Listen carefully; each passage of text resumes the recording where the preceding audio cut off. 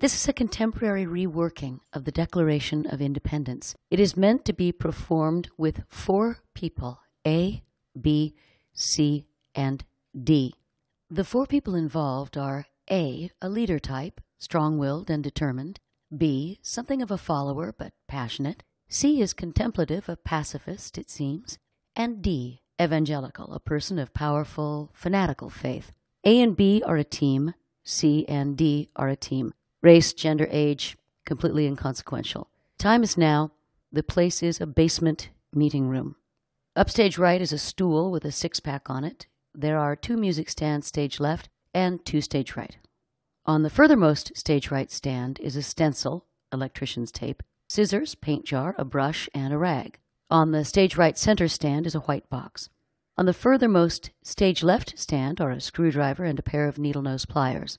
On the stage left center stand is a white box. There are 4 stools, 2 for each team, in proximity to the stands. These are used when appropriate. So what's going on is a group of 4 people, men and women of varying age, race, and socioeconomic status, are gathered to make plans and work on 2 projects. They are arrayed in 2 teams. Each is working on building their own white box, whose purposes do not become clear until the end. The boxes are already complete on 3 sides, the top and the bottom. Only the upstage back side is being worked on. At stage right, A and B are painting something, and at stage left, C and D are working on wiring something. I'll read the voices of all 4 and include stage directions. The curtain rises. Each of the 4 is trying to express their opinion on a matter of great importance. They talk over each other until the first actor speaks over the top of all the rest. While this is going on, B attaches a stencil to the upstage side of the box with black electrician's tape, while C stands back reviewing this team's box, screwdriver in hand. Listen up, listen to me.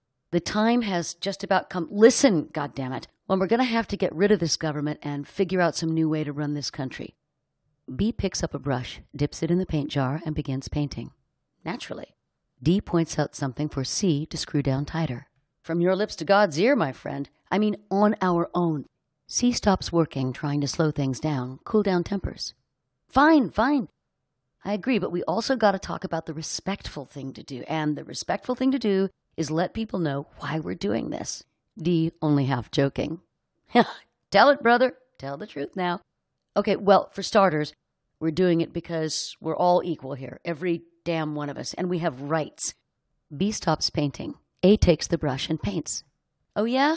Tell that to the people trying to take them away from us. Right up to our right to live. C jokes. Right, that's our right. You're right about that right. Get it? Right? B shoves C playfully. D tries to get the conversation back on track. And how about the right to live peacefully? And happily, geez. Exactly. To go after what's best for us. For you and me and everyone. Yeah. Hang on. So long as it doesn't get in the way of anyone else's rights. B continues the joke. C shoves B playfully. Right. A steps back to admire the painting. So that's the only reason to have a government at all. D finally understands what A is getting at. While listening, D picks up needle-nose pliers, scrutinizes the box, makes a small adjustment, and stops. God, you're right. Okay, keep going. Go on. To make sure folks don't violate each other's rights. That means a government that's built by the people it governs, and hell, it's the people who say if it can even govern or not. Then it's the people who have to go along with it. B takes the paintbrush from A. Of their own volition. No one is working. Everyone is listening. Okay, listen. That also means that when a government goes way past the authority we gave it and starts to destroy the very values we built it to protect, it's our right to either change it or abolish it. A silence falls. C tries to get the conversation back on track. And to set up a new government that gets us back to the basics. B dips the paintbrush into the jar, continues painting. Happiness. Safety. But hang on a sec. This is heavy. This is huge. We got to take this really seriously. C observes C's box. Yeah. Besides, everybody knows that people will put up with a whole lot of oppression from the man instead of, well, overthrowing a system that they're used to. The devil you know, right? I get it. But years of abuse and always after the same damn thing proves that there's a plan to make us slaves, man. Under some kind of dictator. I mean, a real dictator. I tell you, it's our right. B is painting. Hell, it's our duty to get rid of the government and start a new system to keep people safe now and in the future. D is sad. Yeah, we've been patient, but that's where we are right now. C says quietly, realizing, and that's why we have to overthrow this government. C works on the box with the screwdriver, while D watches. A tries to comfort C. Look, the history of this, air quote, king, close air quotes, is all about harming us, taking what's ours. C stops working on the box. B stops painting. And of making sure he'll always be king. Absolutely. The result, total tyranny over us. A stands, stretches, gets beer for the gang, and passes them out. Let's look at the facts, okay? He refuses to agree to laws that are good for the people, and he won't let his governors pass laws we need either. A, B, C, and D take a break from their work and sip their beer. Yeah, unless they pass him and then don't do anything with him until he gets around to approving them, which he never does. Oh, but he'll help big groups of people get their laws passed, just as long as they give up representation in the legislature. C is starting to come around again. And that's a right those folks need, and a right only a tyrant needs taken away. B tries to cheer C up. Right. C shoves B. And don't forget, he calls the legislature together in strange places, odd times, and far from their homes. Why? So they'll just be too tired to oppose his bullshit. And what about all the times he's dissolved the legislature altogether? Just because they tried to fight him when he went after our rights. Yeah, and then after that, he wouldn't let anyone else get elected. And even when the folks he fired tried to help out, just kind of locally, the state was in danger from without and within. Uncool. And immigration. Yeah, don't get me started on immigration. He won't make foreigners citizens. Right. So their folks won't follow him over. And he makes it impossible to own or buy land. Damn. He's obstructed justice by refusing to approve the laws we need for a fair court system. And he's got the judges under his boot for how long they serve, how much they're paid, and how they're paid. So if they want their jobs, and if they want their pay, right. And the bureaucracy, new departments, an army of damn departmental drones crawling into our private lives, roughing us up and keeping us down. You noticed the armies? A silence falls. Standing armies, outside the consent of our legislature, outside the consent. And it's independent of our laws, too. Our civilian laws? A just nods. No one drinks any more beer.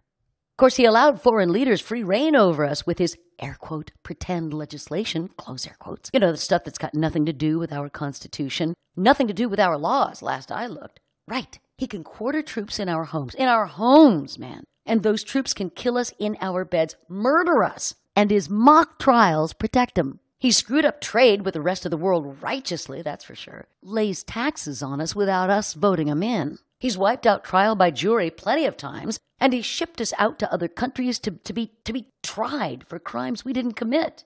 And then there's this, check it out. He abolishes the government in a particular territory, right, and sets up his own government in its place.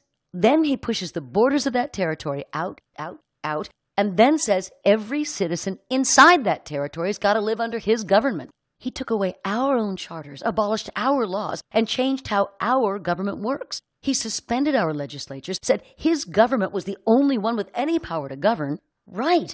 And then he says, we're not a part of this government anymore. C interrupts, fiercely amazed. So he can wage war on us. A just nods. D is getting worked up now. Perfect. He's destroyed our seas, destroyed our coasts, destroyed our cities, and destroyed the lives of the people. Listen, right now, he's bringing in armies of mercenaries to finish the job. Armies from all over, foreign, to kill us, to destroy the land, to tyrannize us. It's already started with barbarian cruelty, with betrayal, all this from the leader of a civilized country. D is still very angry. Right. He's forced citizens to take up arms against the country and kill their own friends and family or die. He's stirred up domestic discontent, pitting people against people in a way that could destroy the men, women, and children of this country. C comes to a very serious conclusion. And it seems like every step along the way, we really tried to work with him. We asked and we asked and we asked. And every time we asked, we got hurt worse. We got hurt a lot worse. You know, a man who calls himself a leader, but everything about him says he's a tyrant, well, he's got to stop leading. He can't lead anymore. We can't let him lead anymore. Not anymore. A silence falls. B picks up the paintbrush and quietly puts a few finishing touches on the box. C picks up the needle-nose pliers and firmly finishes up on the box. A speaks, sadly, but with determination. It's not like we haven't spoken up. We've told the leaders plenty of times about all this. We've told them to back off, that they've just got to stop this repression. B speaks while painting. We've reminded them of how we got to this place and why we came. C stops working, a slow rage building. We've asked him to be fair. We've asked him to be generous, to have a goddamn heart. We've asked him to take a stand and refuse to repress us. B wipes paintbrush, carefully pulls off stencil template, blows on the box to dry the paint. D picks up a screwdriver and finishes. These are our brothers, man. What do they think this will do to our deal, our relationship with each other? C is burning. They wouldn't listen. They don't care about justice, and they don't care that we're the same fucking people as they are. D sets down the screwdriver. Amen. Well, from now on, they're no different from strangers, our enemy during war and our friend in peace. C is full of wrath, but speaks softly. War. A grows concerned. Or peace, man. A continues to try to get the conversation back on track. Okay, we're the representatives of this country, right? B tries to lighten C's mood. He's right about that, right? C shoves B hard, doesn't take eyes off A. There isn't much time left. Listen, goddammit, and we've gotten together and we've talked about this. Hell, we've prayed about this, about whether our opinion, our conclusion was right. And now we have to declare it.